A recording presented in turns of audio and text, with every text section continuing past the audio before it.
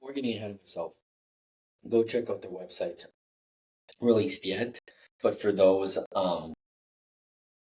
holiday drink soda lovers, they already are advertising for their new cranberry fizz coming out for this winter season, and you guys already know I am pumped. We're definitely gonna try that. But once again, like I said, not getting ahead of ourselves.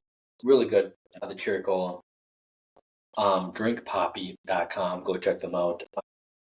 You can also find them on Instagram. What's that? Threads or whatever, and TikTok. I really love it. You can go on and read about it. You know, they got some swag, their story, why Poppy, where you can find it, all those sorts of things. And for those that are curious, like, hey, is this really a deal?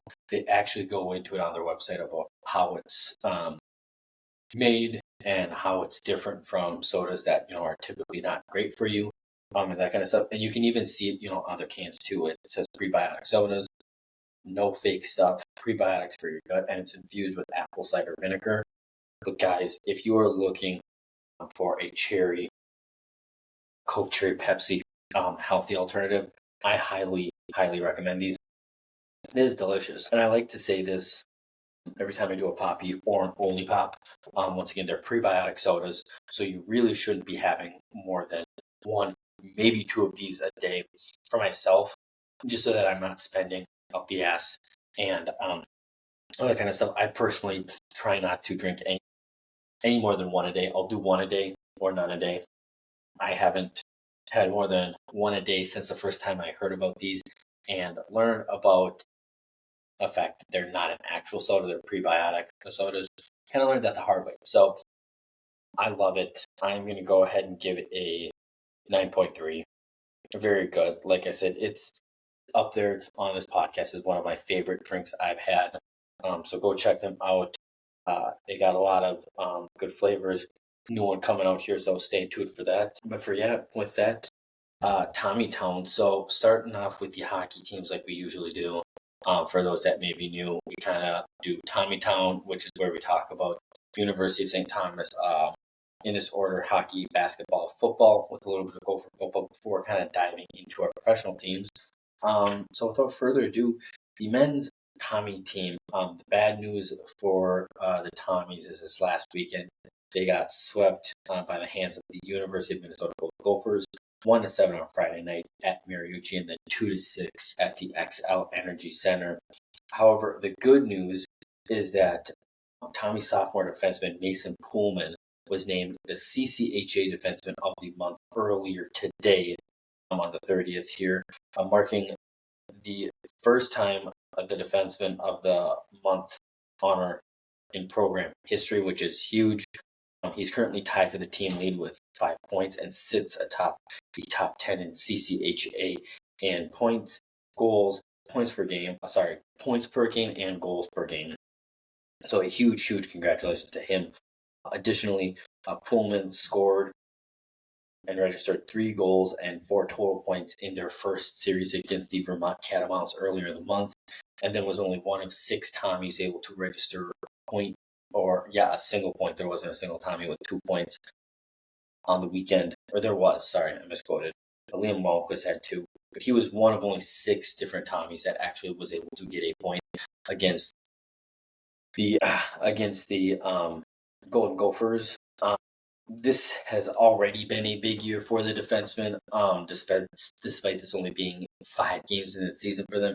He's already tied with 2 other Tommie defenders for most goals by a defenseman in a single season, and has already surpassed his freshman year goal total. Like I said, just 5 games into the season. So it should be a big, big season for the sophomore defenseman. I can't wait to see what else he does. So like I said, a huge, huge congratulations to them. But as far as these, games against the Gophers go, the one silver lining in these games is they actually held. They had got the first goal of each game. Friday night they got the first goal just over 6 games, just under 7 minutes into the game, holding a 1-0 lead. For a handful of minutes, before giving up 7 straight goals. to the hands of the Golden Gophers. And then same thing on Saturday at the X. They were able to get that first goal under 5 minutes into the game. Once again, about 6 minutes later, they would go on to give 1, 2, 3, 4, 5 straight goals up. 3 of them coming on the power play. And then the second goal, they managed to score, temporarily stop the bleeding in the third quarter, third period. Liam Malmquist got a shorthanded goal for the Tommies before Connor Kurth ended the scoring for the University of Minnesota Golden Gophers. So again, an interesting game. Here it's kind of funny. I myself anticipated this to be a down year, like a lot of people, for the University of Minnesota Golden Gophers team, just considering they lost Snuggerud, Nyes, and but they're without their top 3 guys this year that they had last year. So they obviously have a lot of guys, or I shouldn't say a lot, but a good amount of guys coming back. A good amount of guys coming back for the Gophers, while also getting a lot of new blood in here. So it should be a fun season for them. But yeah, the Tommies men's hockey team, they're getting ready for their upcoming series against the Augustana Vikings. Well, unfortunately, last year they got the sweep over the Tommies, so the Tommies will be looking to right the ship this time around. Last year in Midco Arena in South Dakota, Augustana took the games 4-2 and 2-1 overtime. Augustana is coming into this game 3-3-0, and should be an interesting matchup for the first time in history at St. Thomas Ice Arena. Sure, so it should be a fun one. Should be a fun one. Excuse me. Yeah, I'm trying to get there's too much stuff here. So yeah, we'll just finish up with the men's team. Friday night's game, 7:07 p.m. Saturday on the 2nd at 6:07. P.m. Both games, for those that do have it, will be on CCHA TV. So that's what we have for the men's team, and then for the ladies are coming off of a kind of a back and forth week with a number 8 St. Cloud State. The first night, they actually technically skated to a tie, but within your conference, one team has to get an extra point. So although the game goes down as a tie and made their record go to 4-2-1, there was a shootout to determine in conference games who gets the extra point, and the extra point actually went to the Townies, who actually, surrendered a one goal lead in the second period, and then the second night of the series, they fell 1-3 St. Cloud State, and so just kind of a tough weekend for the girls team. They didn't get a ton of scoring this week. It's been kind of a slow last 2 weekends for them, and hopefully they can get something going this upcoming weekend. It's going to be a tall task ahead of them. They're hosting the Ohio State Buckeyes, who are currently number 2 in the nation. They got them at 2 p.m. on Friday the 1st, and then 1 p.m. on Saturday the 2nd. So yeah, hopefully they can get something going. It's obviously going to be tough to beat the number 2 team in the league, but it'd be nice to see them get 2 or 3 goals and at least kind of get that scoring back up. They haven't scored more than 1 goal since their 3-2 win at Minnesota State. Back on October the 12th. Macaroonies. All right, yeah. So that's pretty much all we have for the women's team. Not a lot to report on. And then, before we get into college football here, the men's and women's basketball teams are ready to kick off their seasons. And gosh, as much as I love college basketball, I cannot believe this season has kind of crept up on us.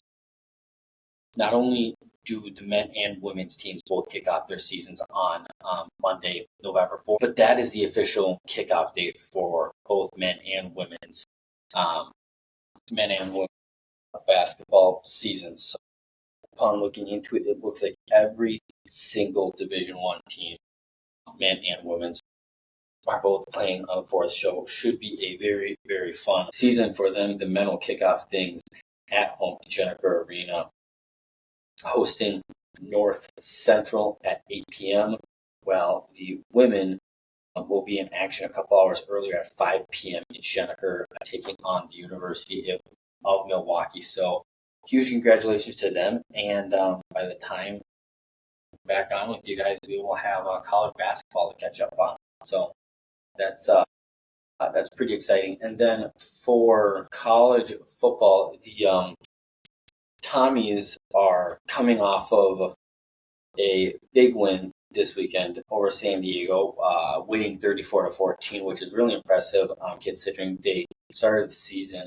1-3. Since then, they have gone 4-0, perfect 4-0, and in a conference, actually, four straight games.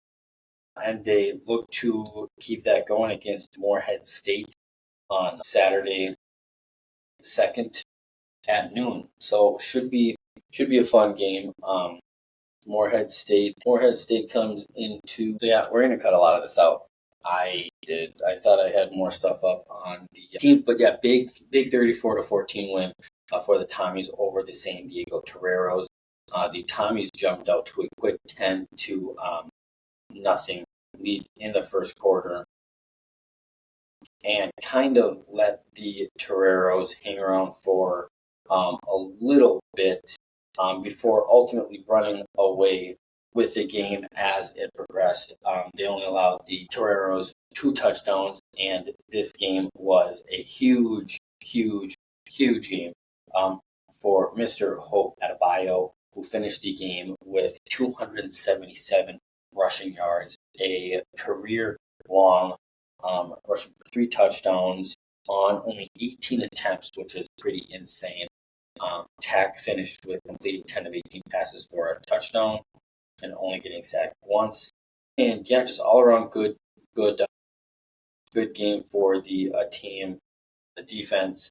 Both Griff Wirtz and Den Jeanette came away with picks for the team to help out this team get their 4th straight win. And yeah, like I said, they got Morehead State here coming up on the 2nd. Before we get into the Gophers for a little bit, we had a question. So John reached out on Twitter, actually, one of the first guys that asked the question over Twitter, so I appreciate the question, John. But he essentially wanted to know, Jack, I've heard you talk about before about the Tommies outgrowing the Pioneer Football League. I do not disagree, but should they go somewhere else, where would it be? And that's actually a really, really good question, John. Thank you for that question. And truthfully, for starters, my prediction a couple of years ago was by the time their bowl or postseason eligible, they'll outgrow the Pioneer Football League. I think at some point they will outgrow the Pioneer Football League.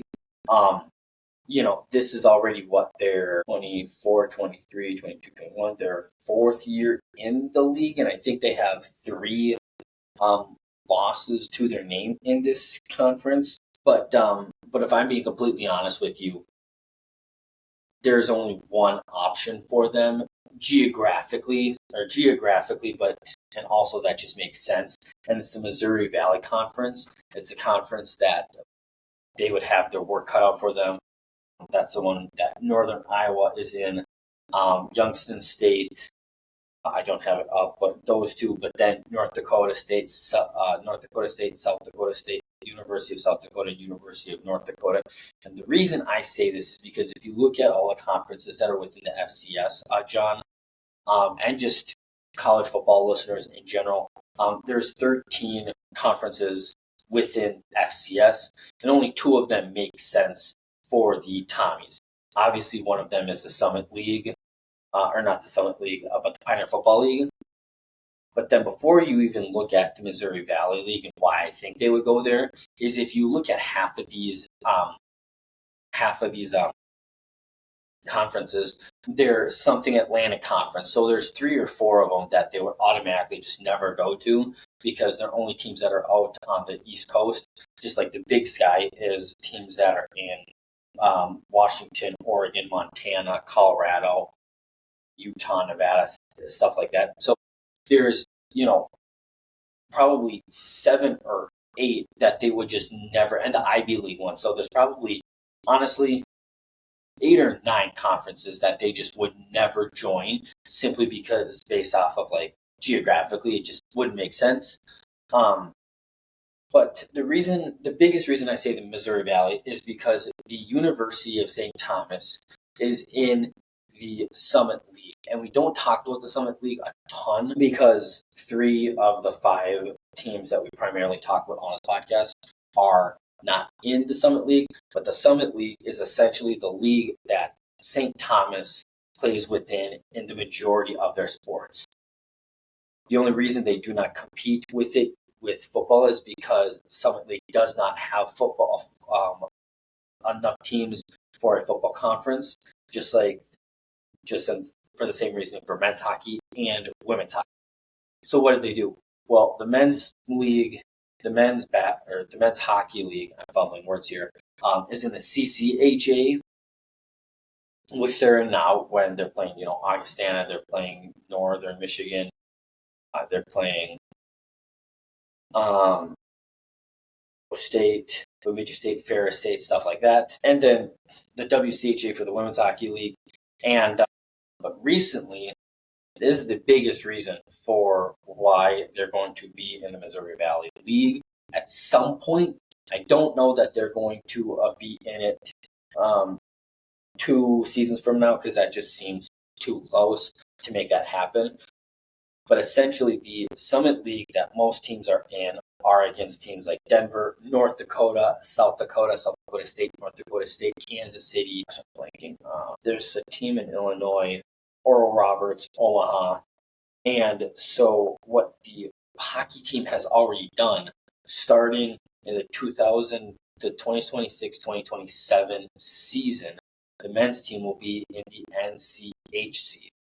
Why is that? Well, the NCHC has more teams that are in the Summit League. So not every college within the Summit League has men and women's hockey or football, but the 3 or 4 programs within the Summit League that do have hockey are also in the NCHC. So what St. Thomas is trying to do is make it so that they're playing the gist of the same teams amongst all their sports. It's not going to be perfect.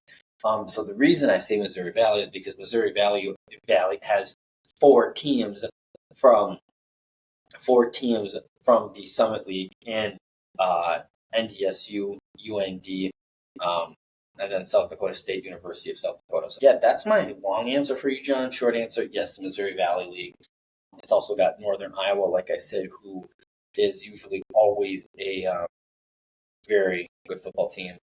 And, it's like the old adage goes, to be the best, you got to beat the best. So I think when the time is right, they will join or get invited into the Missouri Valley League, and it'll be a good test to kind of get them to the top of the FCS in the nation, which is ultimately where they want to be. If you're not trying to be the best, why bother? So yeah, that's what I have for you guys. And then for the Gophers, they are coming off of a huge. I'm sorry, I had it up here on my phone. They're coming off of a huge win over the Maryland Terrapins. They just smacked the hell out of them, and I could not be more proud of them for that. 38-23, a big game from Max Brosmer, who threw for 4 touchdowns, 320 yards, 26 passes. 2 of those went to Daniel Jackson for 117 yards. And this team just poured it on. I mean, essentially this team won 48-16. Maryland got a garbage time TD, which, a TD is a TD, but, still something to think about. But yeah, this team jumped out to a 24 to nothing lead early in the second quarter, took 34 to 10 lead in the into half.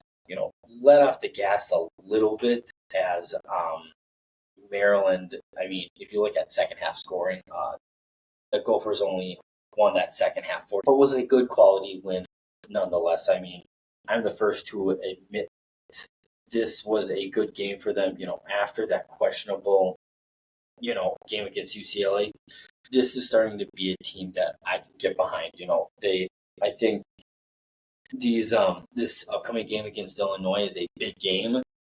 Because I can't remember what I said a couple weeks ago, but I think if they can find a way, um, despite being one game worse than Illinois being number 24 in the nation, the Gophers are 3-point favorites, and I think if the Gophers can find a way to beat Illinois at least by 3 points, I think there's a good case going into Week 11 that this Gopher team should be in the top 25, probably somewhere between 25 at least, but probably no higher than maybe. I mean, unless there's some other things that happen, no higher than 21 or 23, which should be good for them because then should they beat Rutgers and a couple other teams get upset, maybe they can crawl a couple more.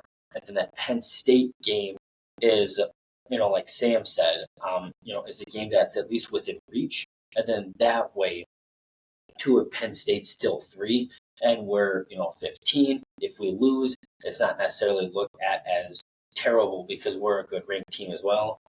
Again, this is a hot team. I mean, they're riding a 3-game winning streak.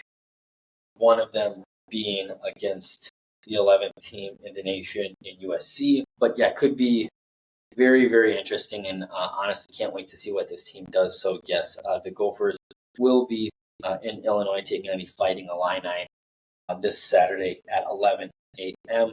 on FS1. Yeah, that is what I have for the Gophers. And then before we move on to our professional sports, college football Week 10 picks of the week. So first game at 11 a.m. on Saturday. I'm taking Duke plus 20, beating the spread against Miami. I don't see them beating Miami. But this Blue Devil team has only one double-digit loss this entire season, and it was a 10-point loss barely to Georgia Tech. And they still kept it a relatively close double-digit game. This last week, they took a good SMU team to overtime and probably honestly should have won that game. But nonetheless, they've been super competitive all this year, keeping things close. Plus, I think Miami has struggled in big spread games. They've won 3 straight games by 7 points or less before beating FSU last week. So even though I think Miami is the better team, I expect Duke not to lose by much. So, like I said, I'm taking Duke plus 20 in this game. Second game I am continuing to ride on Penn State here. Give me Penn State, Ohio State under 47 points. Ohio State has a really, really good, solid defense, and they showed that against Nebraska this last week. But also, so does Penn State. Penn State's offense, we've talked about before, is terrible. Drew Aller, I believe, is a game-time decision for this game. So if their backup has to go, he's very one-dimensional and is going to run the ball probably 90% of the time, as he just can't throw the ball much. I know the Buckeyes' offense is good, but I think the Nittany Lions can learn a lot from this Nebraska team that held them to only a 7-point win, and I anticipate they'll learn a lot from that gameplay, that game tape. So give me the under Penn State-Ohio State game.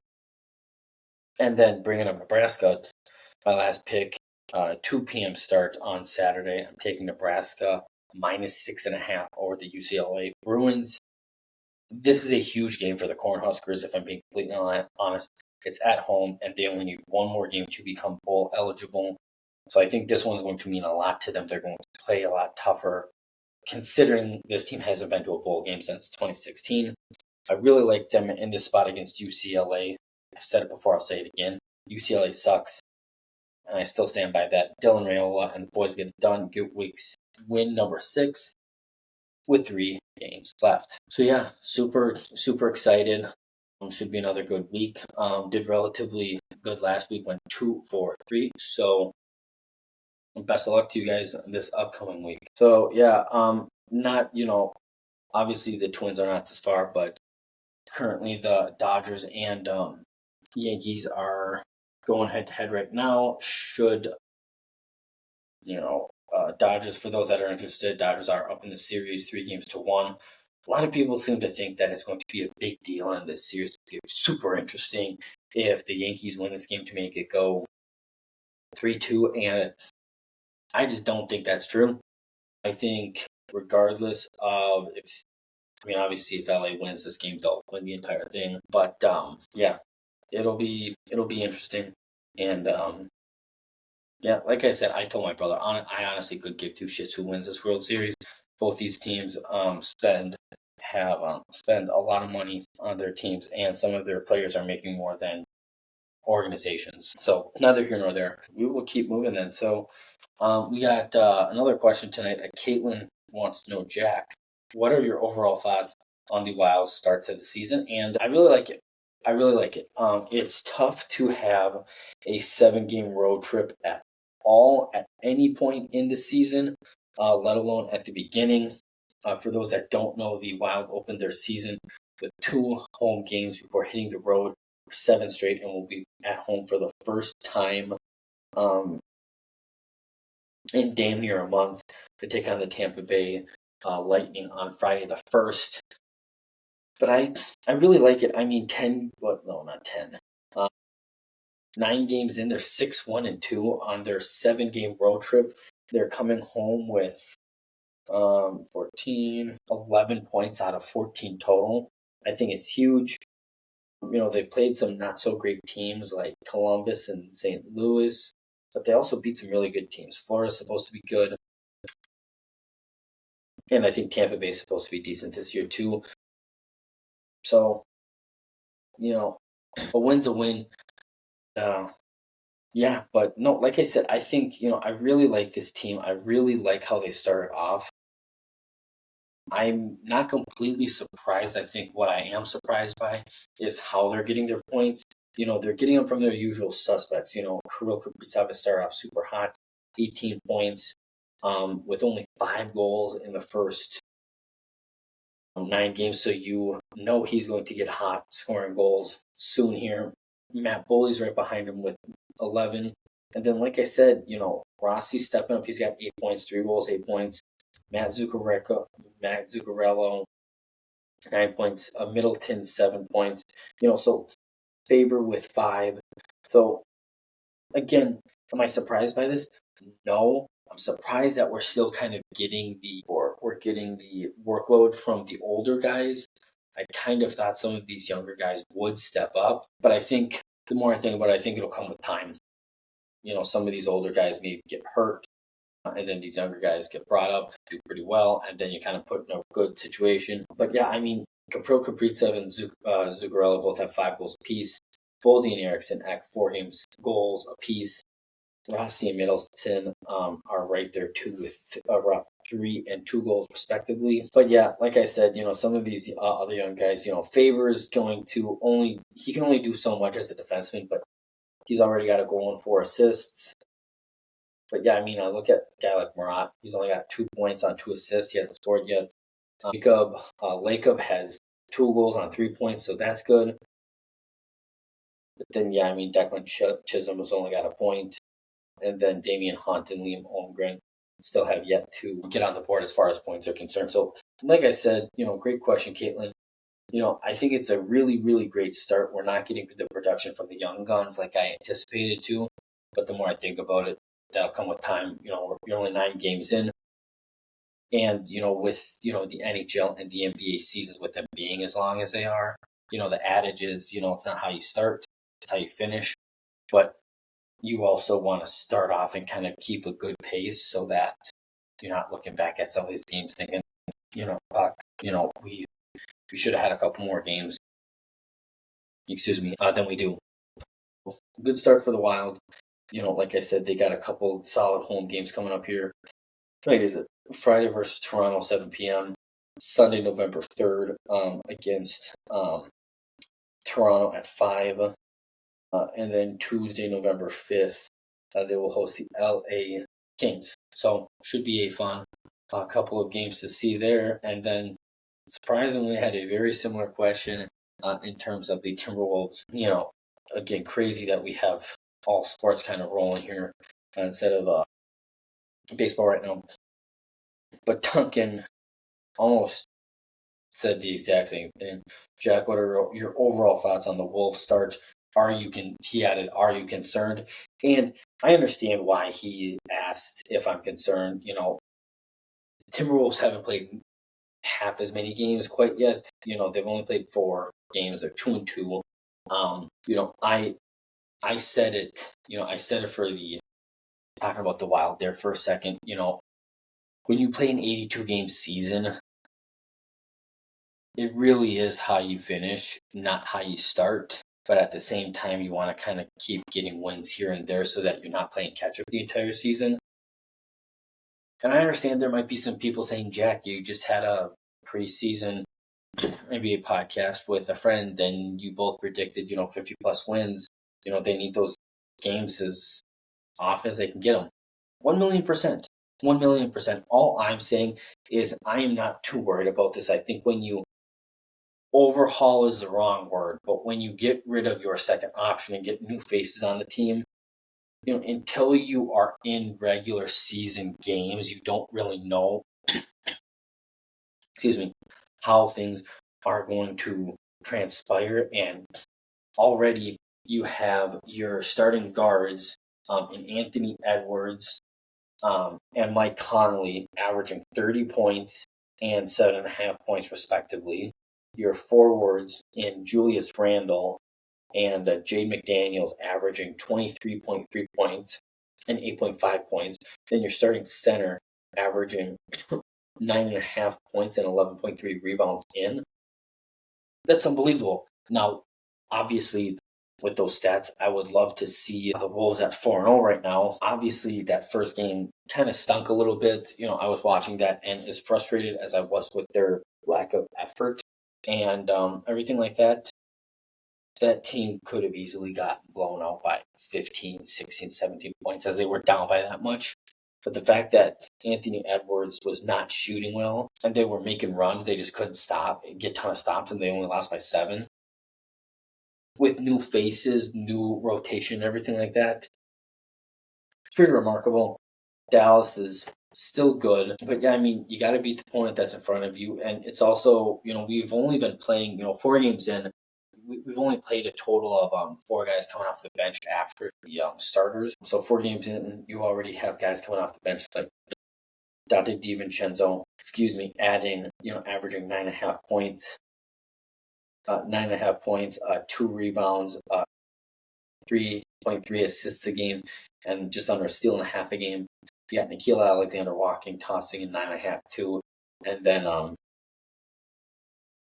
that's or 8 guys. Sorry, pretty impressive. So again, and Naz Reid, 13.6 games or points per game. So, like I said, for those people getting, jumping down the throats of the Timberwolves this early, rightfully so. They probably could have and should have won that LA game.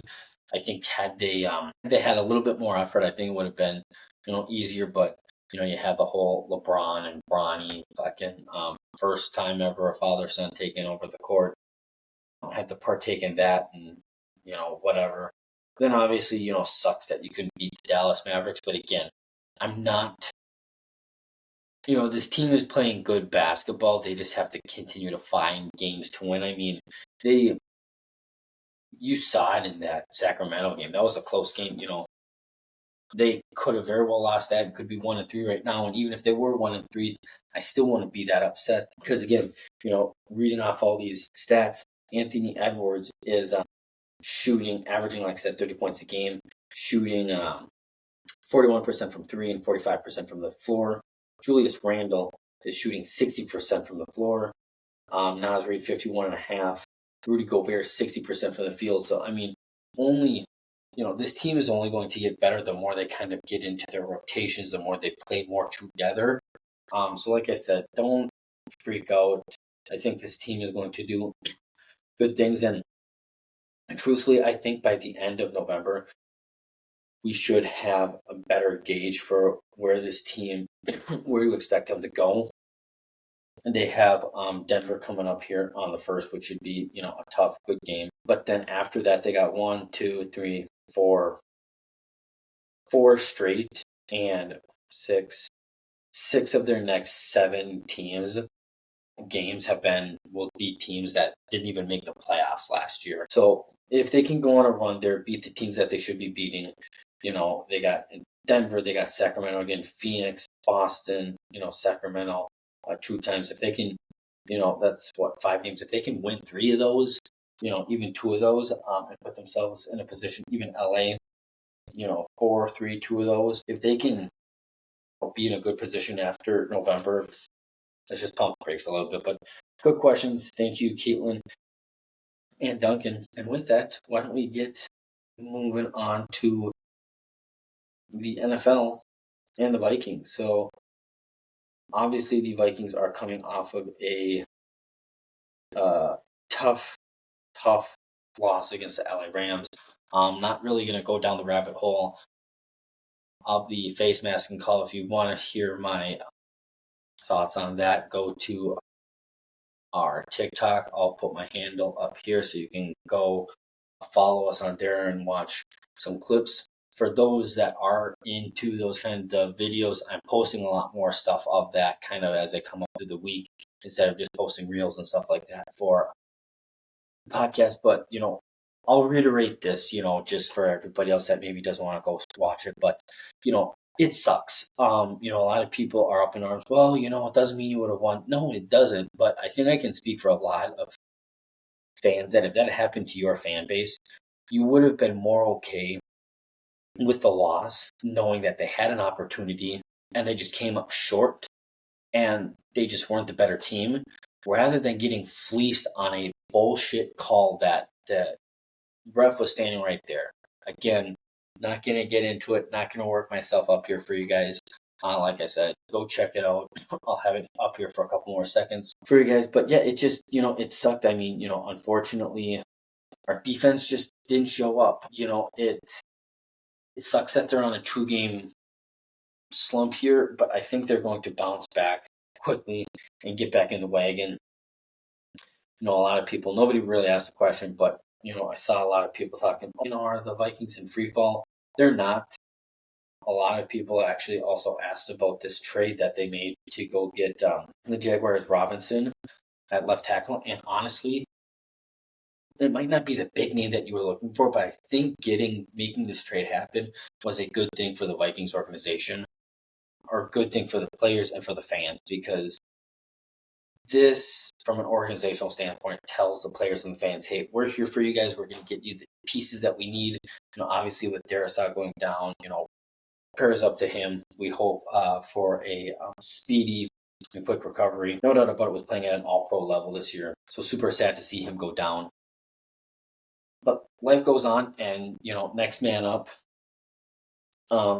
should be an interesting game, and I think that kind of signals a little bit what the Jaguars are thinking, which also helps us because after this game against the Colts, we hit the road for 3 straight games, and we could turn this thing around very, very quickly. I mean, within the next 1, 2, 3, 4 weeks, we could very, very well be sitting at 9-2. Hosting the Colts Sunday Night Football coming up here, going to Jacksonville, going to the Titans. Those are 2 teams that, I mean, even before this last week, were our teams that are kind of playing for next year, playing for the draft and everything like that. And then you got the Bears 3 weeks from now on the 24th. And even though it's in Chicago, that's a very beatable game. Caleb Williams has been very meh this year. And then the Cardinals Falcons, like this team just has to worry about one game at a time, one quarter at a time. TJ Hawkinson's coming back. I mean, there's already some things coming out saying he's going to be on a stat count. I don't give a fuck. I think, pardon the French, but I think just by getting TJ Hawkinson back, you're opening this offense a lot more just by Hawkinson being out on the field.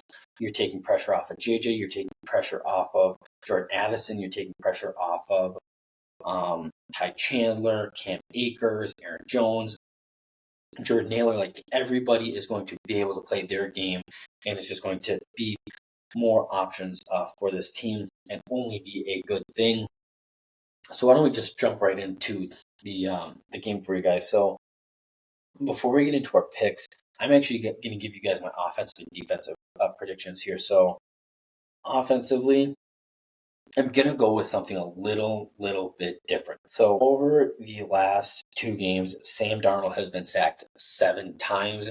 He's actually been sacked 11 times since the bye in 3 weeks after the bye. So with that, I have on the offensive side of things, I think this offensive line with getting Robinson from the Jaguars, with the fact that the Colts don't have a ton of guys on defense making pressure, I think this offensive line is going to not allow a single sack and give Darnold time in the pocket, have some clean looks, get the ball to JJ, get the ball to Addison, Hawkinson. By the way, I'm not going to put a ton of stock into it because I don't think it's all that big of a deal.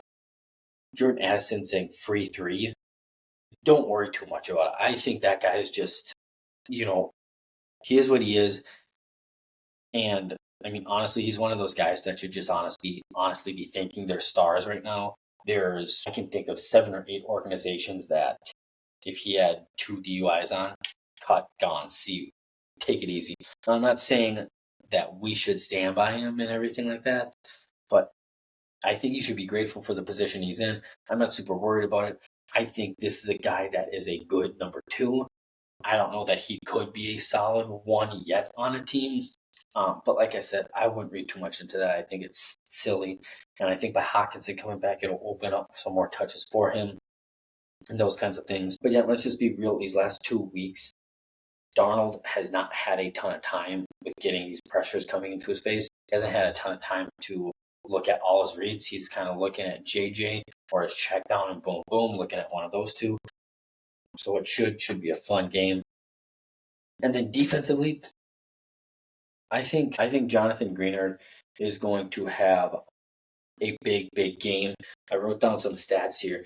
The defense is entering week 9 averaging the 3rd most sacks per game at 3.4 per contest. And Greenard is a huge reason why for that. He enters this matchup tied for 12th in sacks, but 3rd in pressures among defenders, indicating he's obviously been one of the best pass rushers in the NFL. And we saw signs of that in week 3 when Greenard had 3 sacks against his former team. He's only recorded 1 QB takedown on the last 4 games, but I think he is going to eat this game. I think he's got a big game, and I think he's got something to prove. I got him recording at least 2 sacks in this game to kind of get things rolling, kind of get his name up there. Look for him to get some pressure on the quarterback too, and look for his presence to kind of open up things for the other guys. Why am I blanking? Ivan Pace. Hopefully we get Blake Cashman back, and other guys to get in on there as well. So yeah, that's my offensive and defensive predictions for you guys this week. Now for the picks before we let you guys go. So for the Vikings game, they're currently 6.5 point favorites right now. And before I get into it, I'm just going to come out and say it. I'm taking those 6.5 point favorites for the Vikings. I know some people may be coming into this game saying 6.5 favorites seems like a lot of points for a team that's on a 2-game win streak. Fuck you guys, I think that. A bit aggressive, I know. Excuse me. But on the same note, I think the Vikings will cover.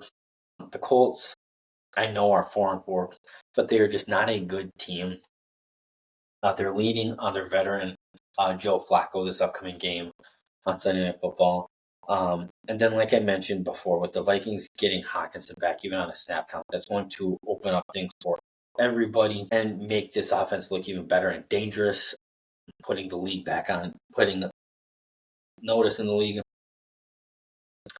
I'm back, and if I'm being completely honest, I'm kind of going back and forth on this Vikings defense. If I'm being completely honest, especially after these last 2 weeks. But the more I think about it, I just don't think the Colts have enough offensive weapons. So I think, despite their weapons, I think this will be a game for this defense to get back feasting and against this lackluster offense to kind of get that mojo swagger back. So I got the Vikings winning this one comfortably, 34-20. And then for my lock this week, I like the Saints, who are also 6.5-point favorites over the Carolina Panthers, even though the game is being played in Carolina. I think the Saints should get a lift from Carr being back. It's sounding like it's going to be a game time decision, but regardless of if he plays or not, the Saints are honestly just a better constructed, better talented team. The Panthers come into this game 1-7 against the spread this season, and they have lost their 3 home games thus far by an average of 17 points per game. And like I said, this Carolina team should, as far as I'm concerned, is another team that should already be playing and planning for 2025. Got the Saints winning this one 24-13. And then lastly, in my upset of the week, I got the Cowboys, who are 2.5-point underdogs to the Falcons in Atlanta. I think the Cowboys are pretty one-dimensional right now with a league worst 74.1 yards per game, which is going to put a bit of pressure on Dak Prescott. However, Atlanta is 2-3 straight up in games so far at home. And in those games, Mr. Kirk Cousins not only has a 86 passer rating, but has tossed all 7 of his interceptions at home. I know this is a popular upset this upcoming week, but I'm going to take it. I got the Cowboys winning this one 32-34.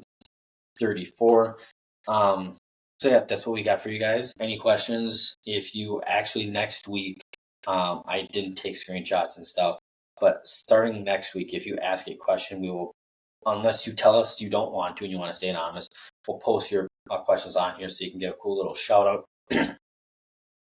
Excuse me, as well. But yeah, lastly, before we go, first touchdown challenge. We have $150 rolling into this week. We are going on. What is it? We're going on 1, 2, 3, 4 games of nobody guessing the person right. So $5 to win $150. Once again, super simple. I'll put my handle here, and I'll put examples up here. All you have to do, Venmo me $5. I'm not keeping anything. It's all in a pot for anybody to win. And all you have to do is when you Venmo your friends for concert tickets or food, where you put that, you put in what's up in these examples. You say, you think between the Colts and us, Aaron Jones is going to get a receiving touchdown. Justin Jefferson is going to get a rushing touchdown. Jonathan Greenard gets a scoop and score. Cam Bynum gets a pick 6. And if you guess it right, you get all that money. And if nobody gets it right, we got $150 plus whatever we get this week going into week 10. It should be fun. Keep it up with everything, the pick'ems and all that fun stuff. And we'll see you guys next week. Till next time, Minnie.